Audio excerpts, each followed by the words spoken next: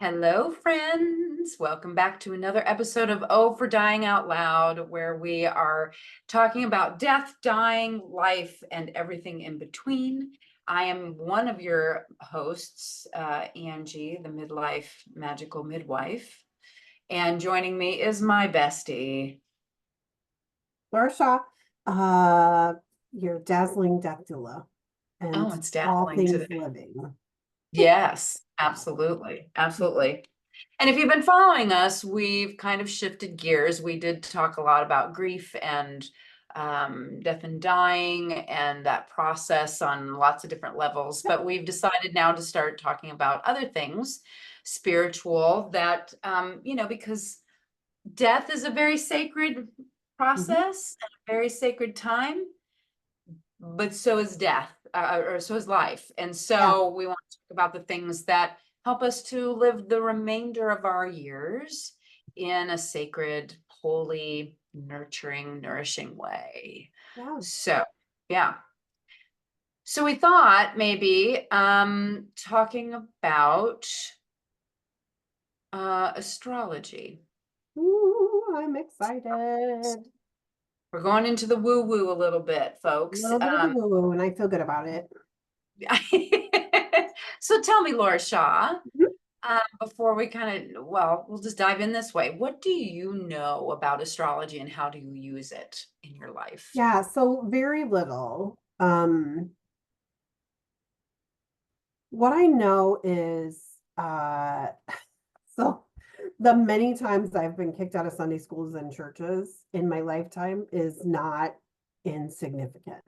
And astrology and is definitely one of the topics that Really? got me gently asked to leave when it was mocked by a church elder. And my response was, if you think God is super all omnipotent, what makes you think there wasn't order to the stars and planets? And they didn't like Whoa. it. She I threw know, down. She I threw know, I down. always, Nuns. yep. So yeah, you can't have both ways, friends. So I am not dismissing anyone. I'm just asking. I ask a lot of questions Right? that got me kicked out of Right. many Sunday schools or Bible studies. So my knowledge is really just I definitely understand that so we've talked about the ebb and flow of new moon, full Mhm. moon before. If it impacts the ocean, it definitely impacts human beings. And I don't know why we don't think that that is true. I don't even think that's woo woo. I just think that that's what it That's, is. yeah, that's just gravity. Right. So and then I do understand a little bit about like the different representations of um people's birth signs, their sun signs and moon signs. And I've never done a deep dive into it. And so I'm excited to learn, but also to pick your brain. Cool. Cool. I love that. And I don't know why I laughed about your story because that is so not surprising about you. And that's one of the things I love about you is just like, excuse me, I have a question. Yeah. Wait And a I think minute.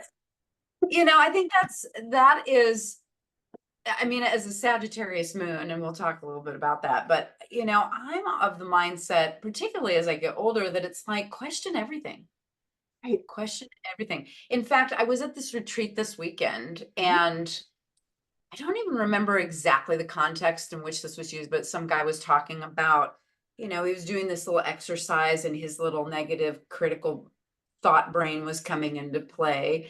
And Mhm. he said, I was reminded to be suspicious of your cynicism. Oh, And I loved that. Be suspicious. suspicious of your cynicism. Okay. Be, you know, the point being is that if you're cynical or, or you're thinking that can't possibly be true, maybe being suspicious of it, or maybe another way of putting it is, can you just come at it from a place of curiosity? Because like any of these tools, we've talked about a variety of things. We've talked about moons, we've talked about journaling, moon cycles. There's lots of Mhm. there's Ayurveda, there's oracle cards, there's all kinds of tools.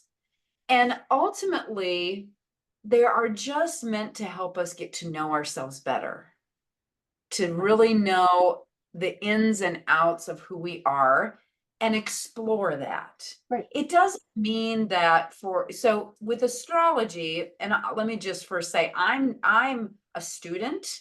I'm not a master, and I love learning about it. And there have been lots of things that I've learned that I have applied to my life. Am I an expert by any stretch? No. But my understanding of astrology is essentially that at the moment of your birth, it's like a snapshot was taken of the night sky and where the placements of the planets were in different constellations, in the different houses of the astrological wheel, which spans the wheel of the year. Can kind of give you some insight into your personality, the way you like to do things, how you handle relationships and challenges and all of those things.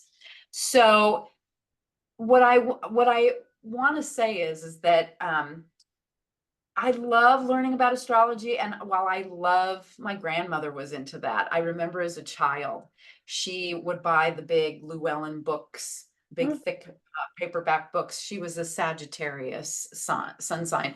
And I remember asking about it, and my mom and dad were like, turn away, turn away. We do not, that's grandma's thing. We just don't ask about that. Mhm. But I'm kicking myself now because she's long since gone, and I wish I would have been able to connect with her more on this, because it explains so much about her personality. Now, that being said, it can help us to get to know who we are in this individual incarnation. Right. And yet, I would also say it's important to not use it necessarily as a tool that divides us. Do you know what I mean? Like, we could easily go, I think there was some news story about the fact that J-Lo didn't hire any Virgos to work with her on her dance teams or something like that. And I don't know if that's true or not. But the point is that we can easily, when we learn about different signs other than our own, it's easy to start moving into that space of judgment and Mm. going, oh, I don't like Capricorns, or I don't like, Leos, or, oh, those Cancer moons. Oh my God, they're so emotional. I think there's some truth to there's definitely truth to the different archetypes and personalities. But if we approach it from a sense of wonder and discovery, Mhm. we can learn so much. And it's just a tool for discovery about ourselves and others. So there are 12 houses and 12 astrological signs. And so, as we hurtle through the universe, we move through all of these signs. The moon moves through all of these signs every 2.5 days. Okay. And it's interesting once you start, I follow the moon more than I do full astrology. But once I started following the moon and how it moves through the different signs, it's really uncanny how it sort of shifts the energy that I'm experiencing. Um, for example, when the moon, I have a calendar that will put every day where the moon is, what astrological sign it's in, what phase it's in. And it's interesting because I won't necessarily pay attention to it until after the fact. So, like, there's days where I'll get really splitting headaches, which I normally don't get. And, things will just feel like I'm just beating my head against the wall on different things, or I'm just really butting heads with people. And I'll look at the calendar, I'm like, oh, moon is in Aries. Aries is the ram, very combative, but also very much, they're individualists, and they know what they want and they go after it. They are the go-getters, right? So it's just, I find it fascinating because at the end of the day, it again helps me to know who I am a little bit more, and it helps me to sort of navigate life in sort of this mystical way that I enjoy. So, as a point of reference, um, so I typically will follow, we all, typically are used to the sun sign, right? That's what most people are Yep. familiar with. I'm Like, a what's your Pisces. sun sign, Yep. right? Mhm. And your sun sign is where the sun was, what astrological sign constellation was the sun in at the time of your birth. I'm a Gemini, and I believe you're a Virgo, Pisces. is that right? No, I'm a Pisces. Pisces. Oh, that's Pisces. Yes, yes, yes. So the sun is really about our outward Mhm. personality, how we show up to others. Okay. And so Gemini, there's mythology around it, right? And all of the great traditions, all of the nature-based religions have story, right? And so these are just myths and stories that again help us to understand ourselves. So Gemini is the sign of the twins, Right. right? And so it's an air sign. Each of the signs is maybe in a different element. They might be fixed, cardinal, or mutable. Fixed meaning they don't change, mutable meaning they do change, and cardinal meaning it's an initiating energy. So they kick things off. So, and I don't want to get into too much detail because there's too much to unpack in one 45-minute, 60-minute podcast. But knowing a little bit about myself, Gemini is very much an air sign. Air element is all about changeability. My brain is constantly on the move. So I think you know that about me. I do. I love great conversation. So Geminis are oftentimes noted as being very talkative. We'll just say it that way, very loquacious. They love a good conversation. Right. Right. Um, yeah, the mythology is interesting though, because Gemini has to do with there's an astrological sign, Gemini, and it has two stars in there, Castor and Pollux. And the myth goes that I should know this because it's my sign, but I'm forgetting all of a sudden. But one of the twins dies, and the other twin, remaining twin, is left through the rest of his life searching for the other.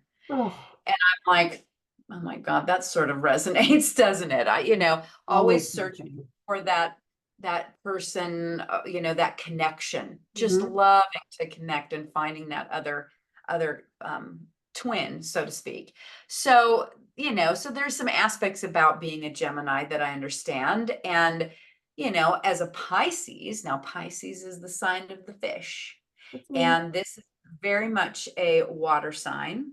So water is much more about emotions. So Mhm. they are deeply emotion, but also if you think about the depths of the ocean, this is about plumbing the depths of our psyche. So Pisces tend to be very psychic, very intuitive individuals. Does that Mm, resonate? just a Hmm, little. just a little. Yeah, I know it does. So they tend to be a little bit um in a dreamlike state. It's like they're sort of always wandering in a dreamlike state. Yeah, And so I don't know. yeah. Judging from what Jen has said about you, sometimes it's like they tend to have trouble being grounded. They're Yes. just like, oh, there's something shiny. Let's explore that. Yes. Yeah. So, but and they can also be somewhat introverted, Yes. Pisces. Yeah. Yeah. Yeah. It's people have a hard time believing that about me, but I I know, right? I'm Right? very introverted. Yes. Yeah. See, whereas I'm pretty extroverted. So, but what's interesting though is that's just your sun sign. Mhm. And when you start to look at the entirety of your astrological birth chart, which will plot out where are all the planets, what houses are they in, what astrological signs are they in, you get a really complex picture of who you are. And if you've ever done it, or if you haven't done it, astro.com is the best place to go and get a free chart. Yeah. And it's really fascinating stuff. And then you start to go a little deeper. So, as I mentioned before, the sun sign is your outward personality. Yep. Then you have your moon sign. Where was the moon at the time of your birth? And your moon has to do with your deep emotional self. Mm, Okay. So, this may be part of what's hidden from the world. But it definitely is more the softer emotional side of you. So my moon is in Sagittarius. mm, Sagittarius is actually a fire sign. So that's where I get some of my fiery personality. yes, fire. Very extroverted, but they are associated with the sage. It's the arrow that's Mm, drawn back, pointing towards that goal. They are the quintessential eternal student. This is the person who wants to buy all the books, take all the courses. that's you. I know it is. That's so I you. really, I know it is. I'm trying so hard. Like I have to catch myself when I see something come across my Okay. email feeds or whatever. I'm like, oh, look at that. And it's like, wait a minute. You already have 47 books on your queue that you haven't started yet. So that's a challenge for me because I'm just so curious. Mhm. And wanting to, the Sagittarius is very much about freedom, very much. And that was my grandmother, so much about freedom, being able to explore and go on adventures, and being a wise sage at their best, they are the wise sage. So that is, I can get into these really deep places of intellectual study. I want to get to the deep end of things. I really want to, I just want to learn as much as I possibly can. And for some people, that can be challenging because they don't want to go that deep, number Mhm. one. And that's a challenge for me because I absolutely can't stand superficial conversations. Mhm. I can't. Oh my gosh, I'll do it for about 5 minutes at a cocktail party if I have to do it. But I would rather not be in a large gathering. I'd rather be, like in our moon circle Yes, and have intimate. deeper, Mhm. yes, intimate conversations. So yeah, so that's Sagittarius. Now your moon is in Virgo, right? Yeah. I think your moon is in Yep, Virgo. that Yes. is true. Mhm. Okay. So Virgo has to do with the maiden, the virgin.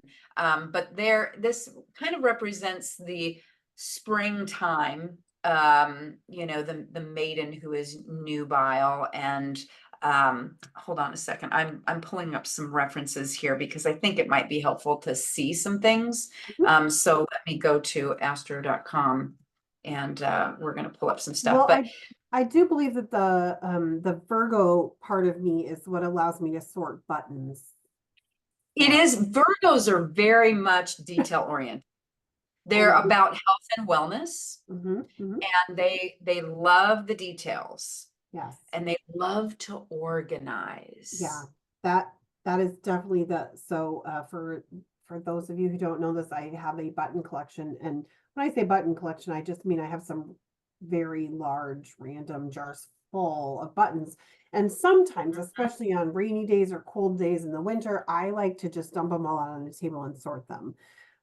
And I'll be darned if I do that, my entire family eventually will stop. After they've made fun of me for a few hours, they'll stop and then they'll sort buttons too. So Yeah. if you want to see them and It's talk to them. Mhm.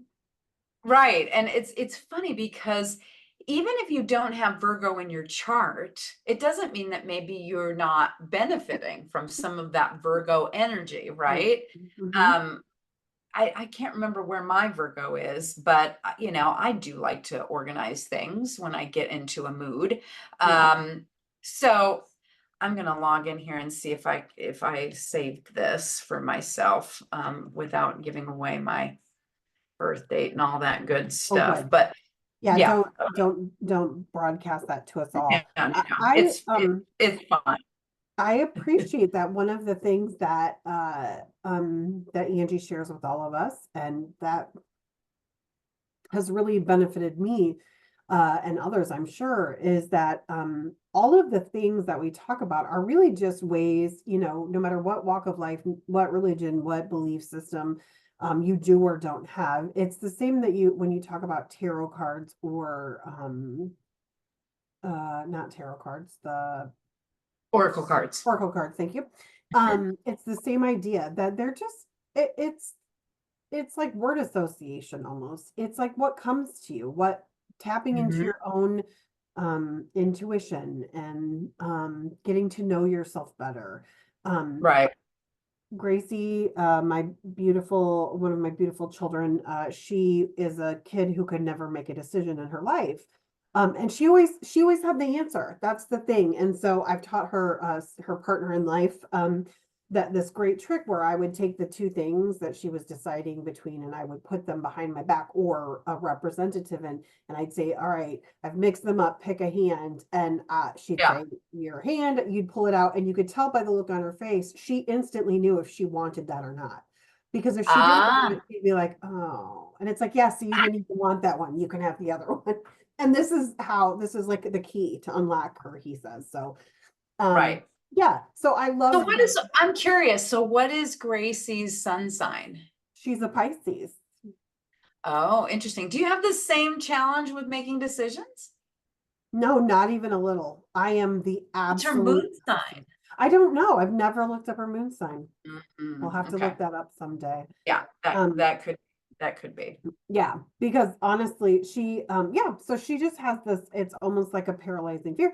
But to that point, it's really about just little tricks and things to get to know yourself and the people around you. It doesn't, Yeah. you don't Yeah. have to believe that, like I will never believe or subscribe to the idea that I am dependent upon reading a horoscope in the newspaper to tell me how my day is going to Oh, be. It's a right. 9 or a 7 or a 3 or whatever. Um, Right. Because here's the thing, as you know, you well know, mhm. um, again, it's a tool, like you Oh, said, but we have free will. mhm. So you could literally read your horoscope and go, oh my gosh, it's saying that, I'm going to meet the love of my life today. But if you stay home all day and you don't go anywhere, Right, maybe that's not gonna be true. Like right, you can circumvent all of that stuff. I think those types of horoscopes do us a disservice right. because it really isn't about predicting your future. Yes. It's very hard to predict your future with Mhm. anything because you have free will. Yeah, So it's more about here's what the energy is doing yes. today. It's a So lovely conversation starter for your internal dialogue. right, Yeah. exactly, exactly. Hmm. So I'm going to share my screen real quick here just I'm for excited. fun. Yes, share screen while I'm watching my cat on the other counter who's beginning to knock over stuff. Super fun when that happens. So this is my astrological chart. So when I plug in my date, my birth time, my location, you don't have to have your birth time, but it does very much help in terms of making it very accurate. So all that matters to me, like if I wanted to get a lot deeper into it, you want an astrological reading, go to find some people that will do that for you and they can make sense of all these different lines and everything. Mhm. But these symbols will tell you where your different planets are, and these symbols on the outer edges are related to the astrological signs and what house they're in. So you can see my sun is in Gemini, and that is over here. Gemini is right here, and this is the sun. Okay. So, and you'll see that it's just barely in Gemini because I was born on a cusp date. Yeah. So that's really interesting. But it'll list for you over here where all of the sun, moon, let me see if I can make that blow up that just a little bit so you can see that a little bit better. Um, that's still not, that's as far as it's going to let me go. So all the planets, Chiron is another, it's not really a planet, but at any rate, so it starts to give you a little bit more information about who you are. And then you can read about it on this website, astro.com. And but I just find it very interesting. So the three that I typically will look at and do readings for people is their sun, moon, and then what's called the ascendant. And that is right here. It's AC. So the sun is what your outward personality is to the world. The moon is your internal emotional world.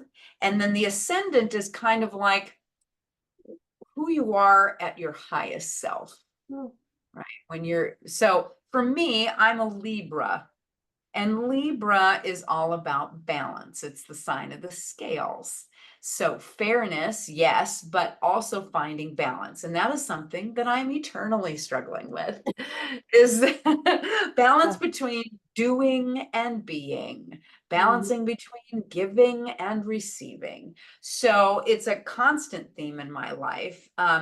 Libras are also very much about aesthetic. I love beautiful things. I like to make my environment beautiful. I like to make it a sanctuary, like artwork. And I like people are like, why do you dress up all the time? I'm like, I don't feel like I dress up all the time, but I do I like clothes and I like jewelry. And so that's typical of a Libra as well. But all of these other signs or planets in different signs can give you further insight into what you're doing or who you are. So it's something, and you'll see that they're numbered here, houses 1, 2, 3, 4, 5, all the way around to 12.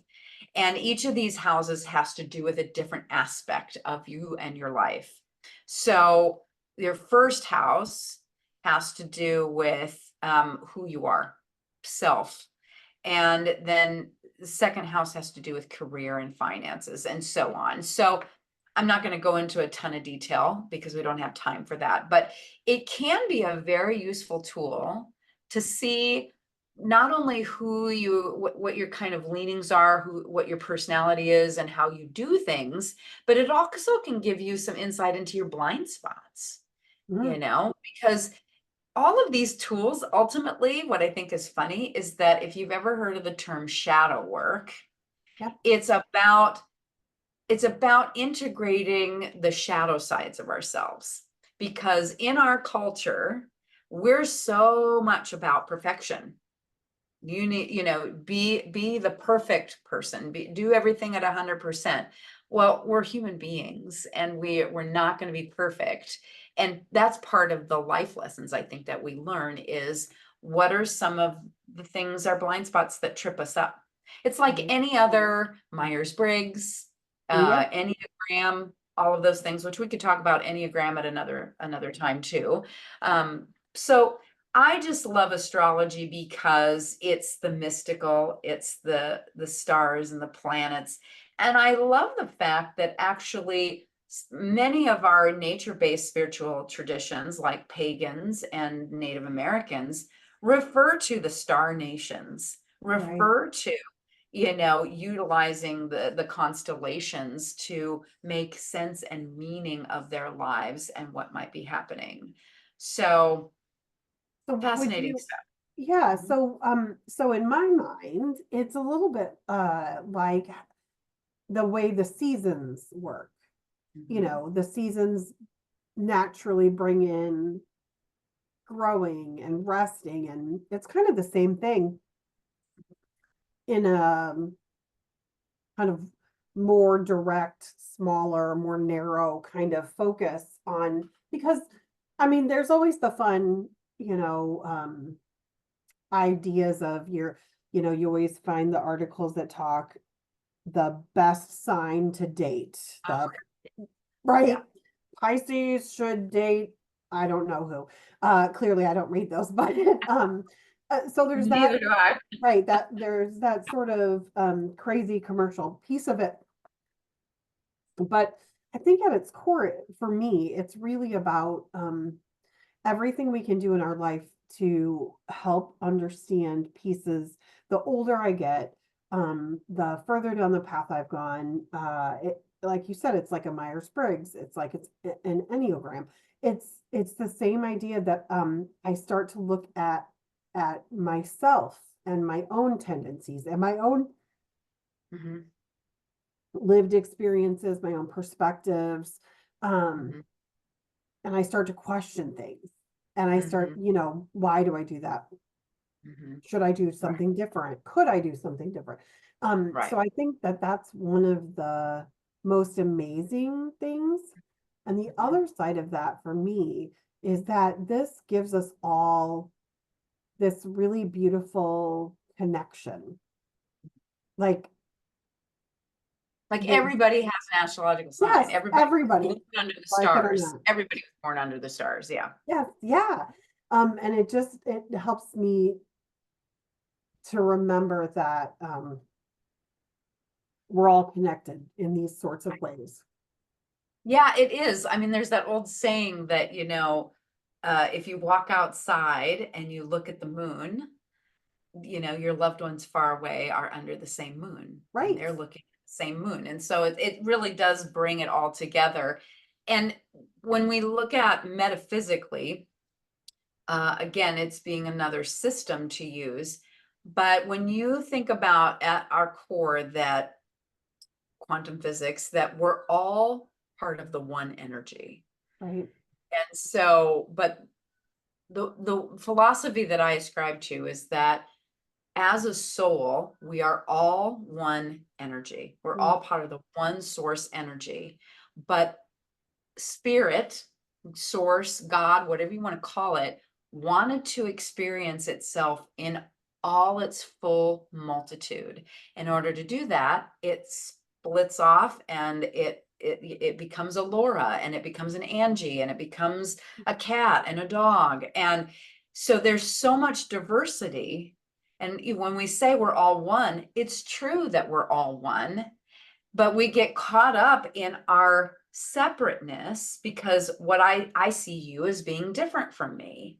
And right. that's because that little seedling of God wanted to experience its life as Laura with Mm, these different signs and these different tendencies and these different quirks and all of these things.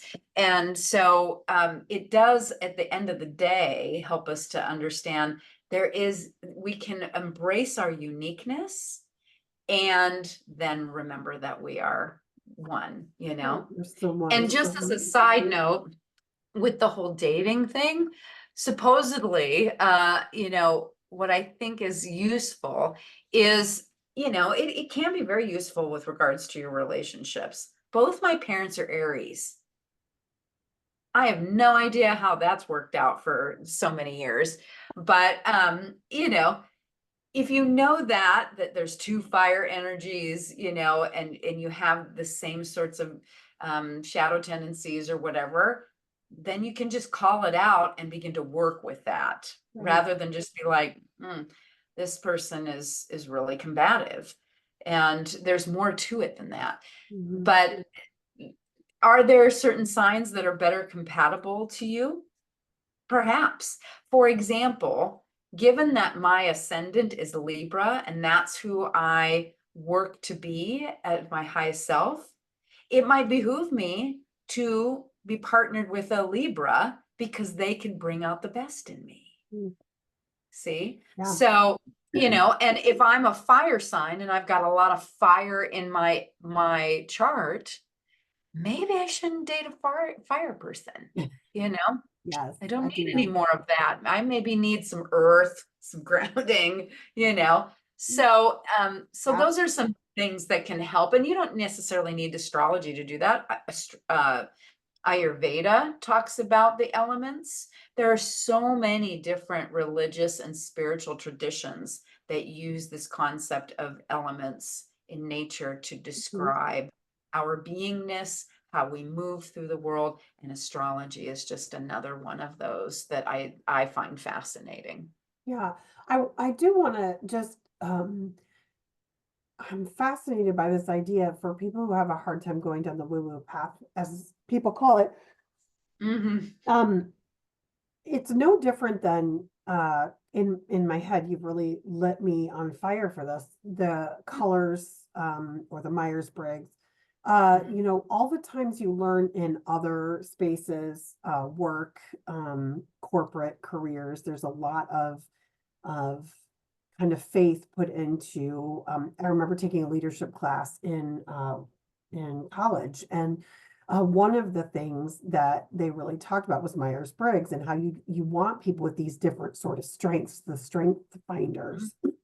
Yes. uh, and of course you do. Like, definitely you don't want an entire You don't want team an of, office full of Lauras. You wouldn't no, oh my get gosh. anything done and First of you'd all, spend all the no, you'd money. never have shoes on. There'd be a lot of dancing and singing. But yeah, like I need someone to tether me back a little bit or reel me back to shore. Right. Um, so, so sorry. Goodness. So that it's one of those things that it's really fascinating to me that people kind of get hung up on the idea that the planets Hmm.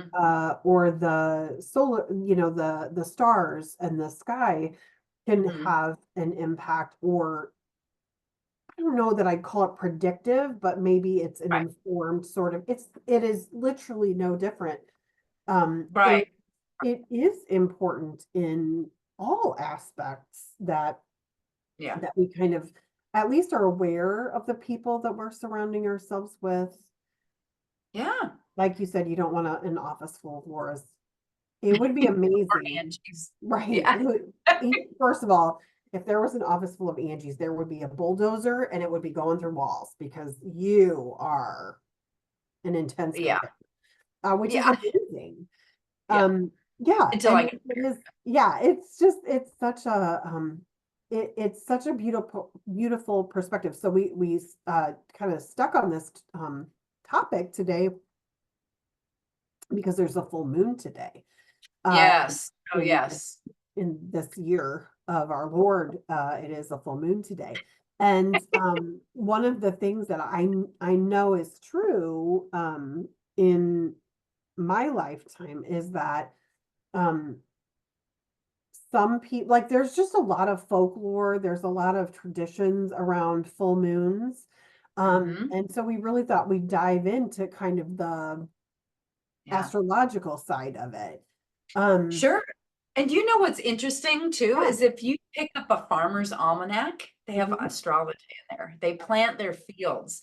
They used to plant their fields by, and there's information in there on when to harvest and when not to harvest, when to plant, and they did it by the astrological seasons and the flowing of the seasons. And they right. had names for each of the moons. So today, interestingly enough, it is a full moon in the sign of Aquarius, and it's often called and it's the third full moon in a season, so this is what would be called a blue moon, Mm, and it's pretty intense because it's fairly close to the earth in terms of its trajectory. So if you're feeling very heightened energy, I couldn't sleep for nothing last night. mhm, So that could be part of it, and it can give us some, it just gives us pause to reflect right. on what is important right now. What do we need to be thinking about and focusing on and reflecting on? It is, I'm looking at my calendar here. It's often, this one says it's called the corn moon, but I've Mm, also seen it, there was another moon, oh, a sturgeon moon, because this is the time when the sturgeon are moving in the waters, I think, oh, something like that. love So that. yeah, so there's deep traditions with that. And so if we were to look at, just taking this as an example, because today is a perfect time to do that, full moons are very heightened energy, time for celebration. We've talked before about new moons being a time of inward introspection and Mhm, seed planting. right. Right. And the native tribes knew this. I mean, on the new moons, that's when the women would go to away and they would, set intentions and they would rest and they would take care of themselves. And full moons are a time of harvest and celebration. So it's not just harvesting food and crops, it's about what am I harvesting in my life? What have I grown? What has grown well, and what can I harvest? And what needs to be let go of for the next round of planting, so to speak. Mm, Now, Aquarius is the sign of the visionary. These are people who are very focused about being unique. And I was just reading about this earlier today. It's really pretty fascinating because right now our sun is in the sign of Leo. If you have any August birthdays, those are Yeah. Leos, the Mhm. lion. So these are the energy is very magnanimous, very if you think about a lion, they're all about this is my pride, they are the king of the jungle, queen of the jungle. Aquarius is very independent. They think outside the box, they're visionaries, and they're ruled by the planet Uranus. And Uranus loves freedom and uniqueness. So what's interesting though is that in the skies right now, there's what's called a T-square. So it just means the way that the planets are aligned with all of the things. So um, the challenge is that you've got festive Leo, plus we've got Mercury retrograde. And then we have Aquarius moon, and then we have Uranus. And Uranus is squaring all of this. Leo and Aquarius, which are on opposite ends of the spectrum here. And so they're all fun loving. This could be a party. The problem is that Aquarius is a very fixed energy, meaning that they do not like change. Mhm. So the challenge is that Uranus is the change maker. So Aquarius, when you hear about this is the dawning of the age of Aquarius, it's, that whole song is all about ushering in new changes. Change is difficult. It's not that Aquarius loves that change, but because it's ruled by Uranus, it is about really taking a hard look at what needs to change, because something needs to change Right. in your life, right? So however you're doing things or whatever has been going on in your life, intuitively, if you sit down and reflect upon it, you'll know that there's some changes that need to be made. The problem is with Leo and Mercury retrograde is that all of these elements come together and they're like, yep, we know that this could be a party, change could happen, but they don't all agree on how it's supposed to happen. So Yeah. this is where the tension comes into play. Mhm. And today in particular, like think about it this way, if they're all coming together to plan a party, they're all agreed that there should be a party, but none of them can agree upon the theme of the party or They the agree on nothing else. decorations or, what colors we're going to have. Mhm. So there is a potential for some tensions to arise with Mhm. other people. And if you've ever gone out and driven anywhere on a full moon, you know that sometimes it can be very tense because there might be some crazy driving going on. So this is a time of celebrating where in your life have you made significant changes, and to be happy about that. Take pride, like as in the Leo would take pride in the changes that you've made for your highest good, but Mhm. also then reflecting on what are the changes that I need to usher in still, Mhm. and find some common ground. That's the key piece here. So, because fixed signs tend to be very determined and set in their ways. And particularly which is so interesting within Aquarius, because they're so set on being unique. They're so set on, and having their uniqueness celebrated. So this full moon is all about getting rid of what no longer serves us or works, cleaning the house, whether that's metaphorically, internally, or if it's clean out that nasty closet. My closet right over here is a nightmare waiting to happen, and it's been driving me crazy. So that's going to be changing here soon. But surrendering to change and how can you, in a fixed sign who doesn't like change, how can you be open to exploring change in your life and what areas need to change? So again, these are all things that are meant to be reflective tools. Do Right. you need to believe in astrology? Nope. You can live your life fine without it. Yep. Absolutely. Just like with any of the other tools, right? I'm going to sneeze. Bless you. Excuse me. That's recorded. Yay. Everybody gets to see how I Adorable. sneeze. Wow. Celebrate that.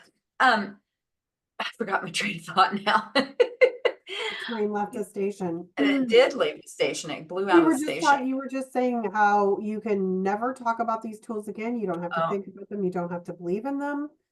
right.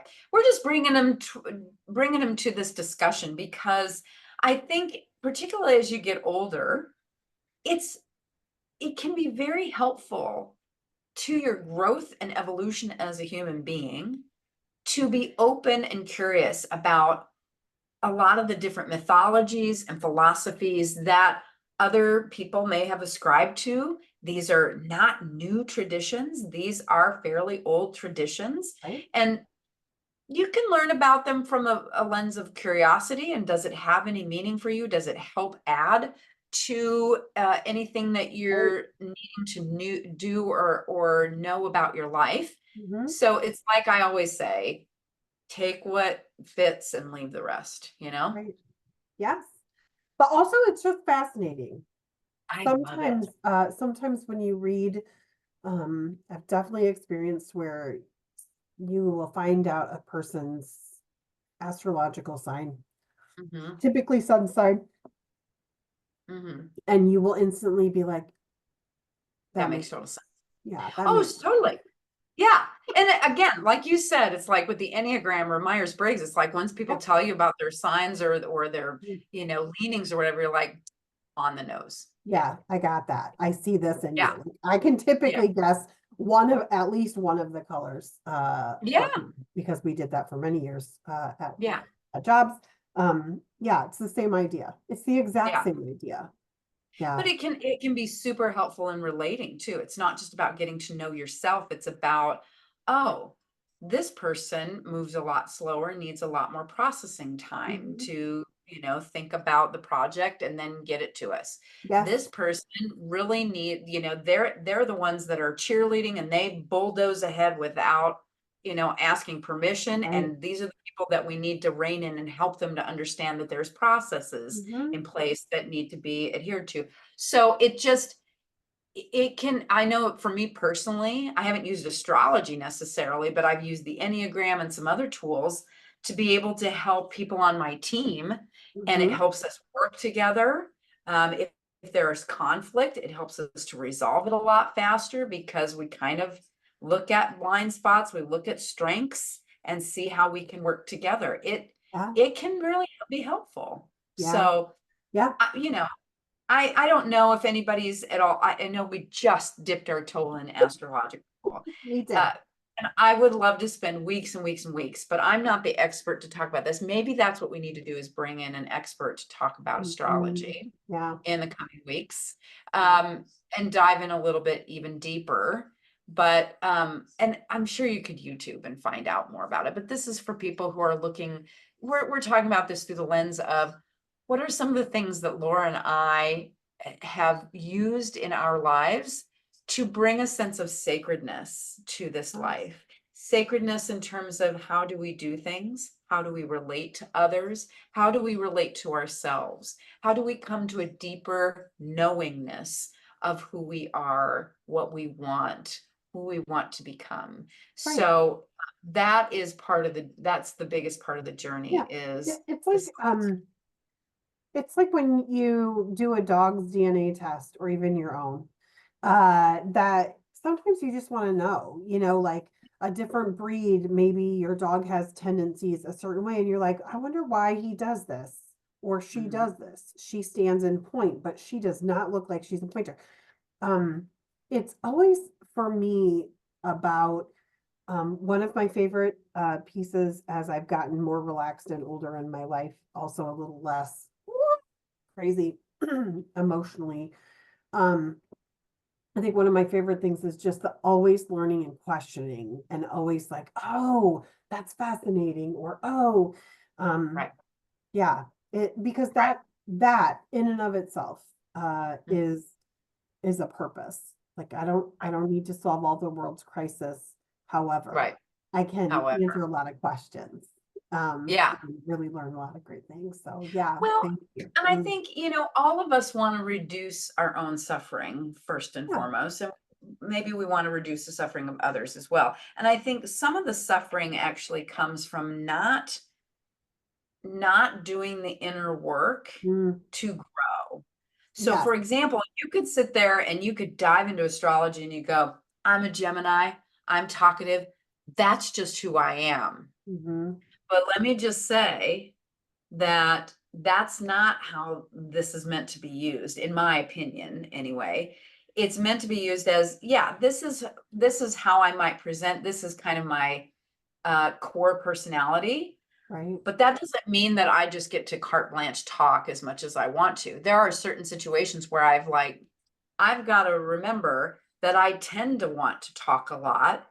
How can I take that information about myself and actually learn to be more reflective, to be more quiet, to Right. hold the space for others Hmm. to have something to say?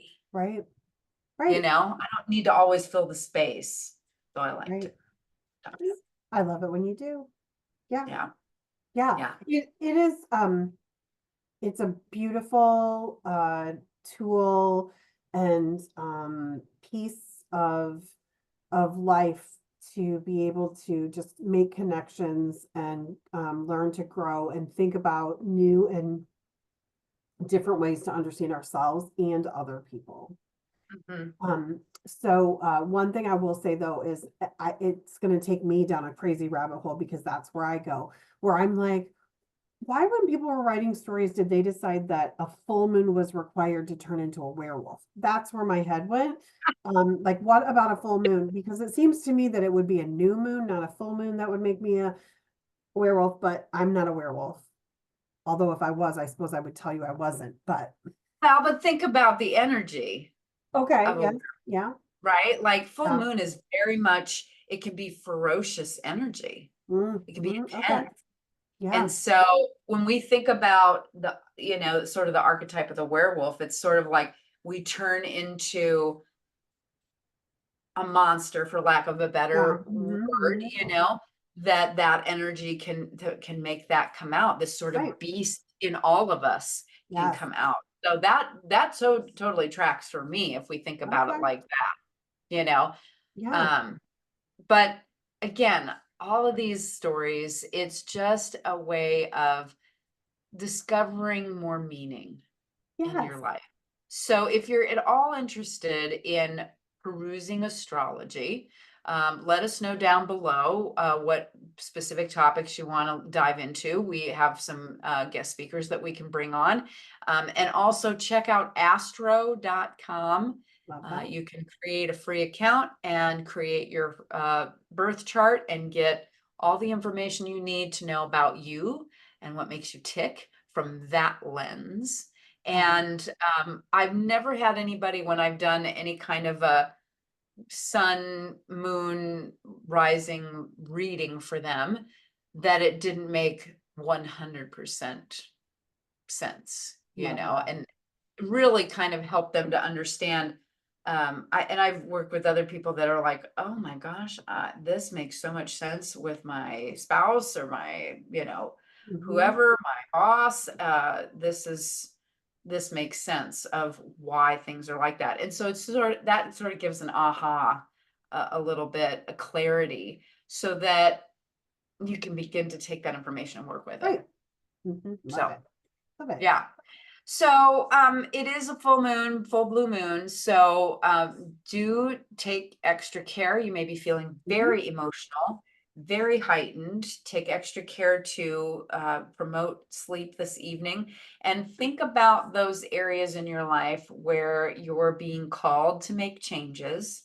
Maybe you're resistant to changing. And what would it take to make you feel a little bit more comfortable with making those Yeah. changes? And also, how do you recognize and celebrate your uniqueness? So let's leave it on that note, Laura. How do you recognize and celebrate your uniqueness? Or how do you want to recognize and Yeah. celebrate your uniqueness? I put you on the spot. Ooh, I love this. Um, I think one of the ways that I like to celebrate my uniqueness, I'm kind of leaning into some crazy as I get older. So, I have started down the path. So I refuse to cut my hair, by the way, everybody. It gets crazier and bigger and more gray. Though they're just built-in highlights, quite frankly. Just There you go. bright filter Absolutely. I get. So I don't make apologies for most things anymore Mm, about myself. I try to really just embrace the good, the bad, and I do things that, it's like many people wanting to lose weight, and I am not that human being. I spent much of my life very thin, and I just want to be healthy. And so I've kind of changed perspectives, and I want to be mm. mobile. I want to be, I take my 2 mile walks. I, um, I try to, have a mindfulness practice. So yeah, I think that's how I celebrate myself, is just embracing all of the pieces of me that sometimes I maybe would have felt really um, awkward or embarrassed of at some point in my life. So yeah, how about I you? love that. Mm, That's lovely. How do I recognize and celebrate my uniqueness? Well, as I enter into the second half of my life, mhm, this has been a real question of that I've been wrestling with. And we may talk about that next time, this becoming an elder retreat that I went to. There were mm, so many powerful insights that happened for me, because I sort of feel like, oh my gosh, there's all these things that I love and that I had done in the past. And I think about it from a vocational standpoint. What am I giving? What is my legacy? mm, And what is mine to do? And I've been struggling with that, because I'm like, well, what makes me unique? Like I've sort of felt like, well, there's other people that do those things also. There's other yoga teachers, there's other people who do moon circles or readings or whatever. So what makes me unique? And what I came away with, which is just kind of like a little teaser of that conversation, is that our purpose is not vocationally driven. It's not about getting to a goal. Our purpose is about really being at ease with ourselves, mhm, complete and total ease with ourselves, and being doing the things that bring us joy, right.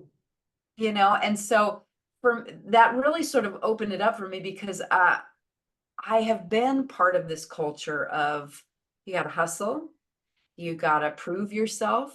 Gaber Mate, who wrote The Body Keeps Score, had a beautiful video that I just recently posted. And he talks about the fact that um, you do not have to prove your existence. You Mm, don't, or no, you don't have to validate your existence. wow.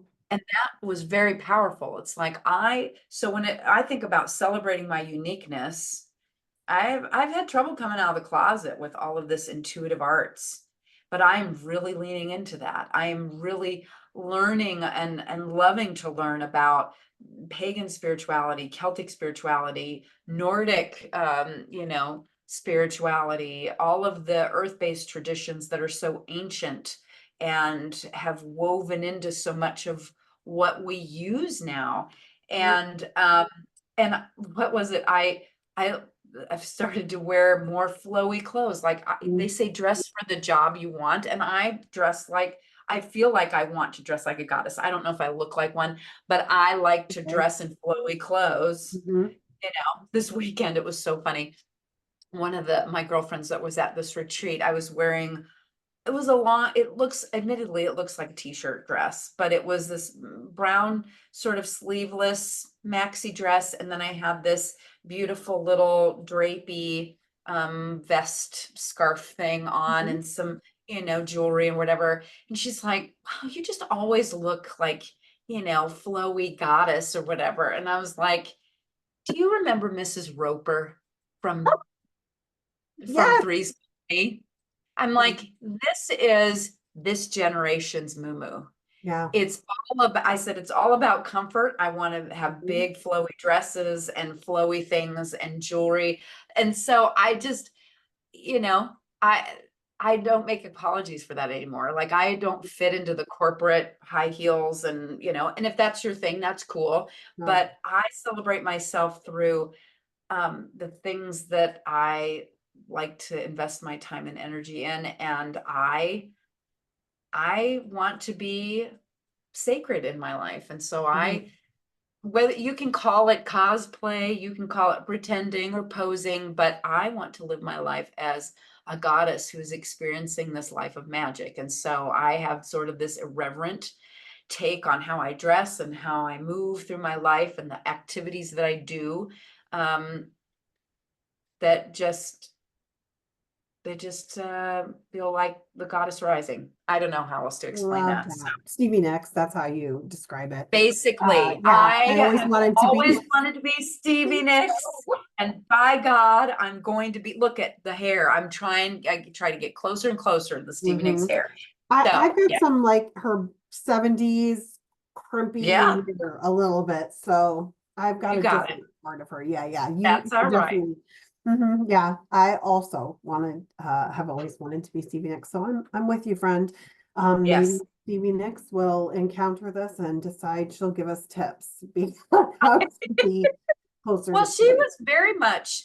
I mean, well, this we're getting running out of time, but Yeah, sorry, friends. she was absolutely a goddess incarnate. And so we can talk about that more next time, goddess archetypes. There's so much stuff that we could talk about. But all of these things are just, it's a playground out there, friends. It's a Yeah. magical playground to explore who Mhm. you are and all the different ways to describe yourself. There isn't just the color blue. There's Okay. cerulean blue, there's violet blue, there's, bluebird blue. So why should there be any less diversity of all the different rituals and traditions and mythologies that we can use to help us to understand ourselves, our relationships with others, our relationship with the world, and to make magic here on earth? That's what I want to leave with people. Beautiful. So thank you, friends, for joining us on this wild and wily conversation. We will be back in a couple of weeks to talk more, although it might be a little bit longer because I'm going on vacation. So we'll check back with you in a few weeks. Let us know what kind of topics you're interested in learning Yeah. about. Anything else? Last words, Miss Shaw. Love yourself, people. Enjoy the moon. Yes, enjoy the moon. We'll talk soon, everybody. Bye.